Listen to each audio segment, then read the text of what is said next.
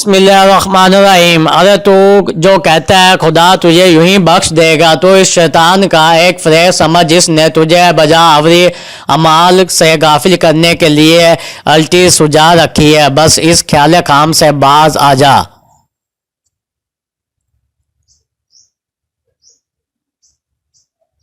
غضب کی بات ہے کہ خدا کے بغیر تو رہ سکتا ہے، روزی کے بغیر نہیں رہ سکتا، دین کے بغیر تیرا گزارا ہو سکتا ہے، شیطان کے بغیر نہیں۔ جب تک اپنا عیب زائل نہ ہو جائے، دوسروں کے عیب پر طعنہ زنی ہونا ناانصافی ہے۔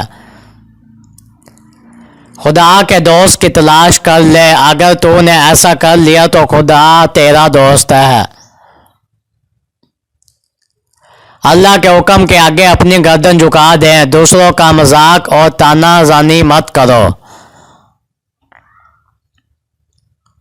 دیندار اور دشمنوں میں فرق کرو، اللہ کے مقرب تلاش کرو اور اس کا ہم نشین ہو جاؤ۔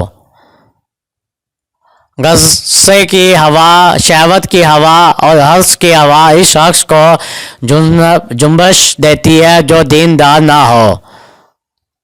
آنکھ میں اگر ایک بال بھی چلا جائے تو یہ ایک پہاڑ کی مانند ہوتا ہے۔ یاد رکھو، صدق اور یقین زندگی کا ایک سرمایہ ہے۔ اگر دل کے باغ ایک تنکا کا بھی کم ہو جائے تو عقل مندوں پر ہزاروں غم و درد چھا جاتے ہیں۔ شہوت کی غلامی کرنے والے کی گلاسی نہیں سوائے اس پر جس پر اللہ کا خاص کرم ہو۔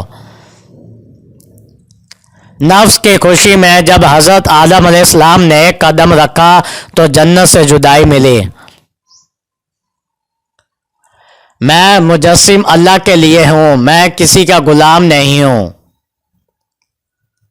دماغ ایک بھیڑیا ہے، روح بھیڑ ہے اور ایمان اس کا چراوا ہے۔ اگر چراوا طاقتور نہ ہو تو بھیڑیا یا بھیڑ کو چیر پاڑ ڈالتا ہے۔ نکاح کرنے سے پہلے عورت میں 3 چیزیں دیکھ لو ورنہ ذلیل ہو جاؤ گے۔ اول، جب تم اس سے نکاح کرو تو وہ ساری کی ساری تمہاری ہو پائے گی یا نہیں۔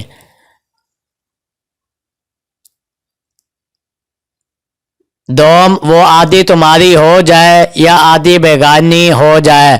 سوم، عورت میں تمہارا کچھ بھی حصہ نہ ہو تو اس عورت سے نکاح نہ کرنا۔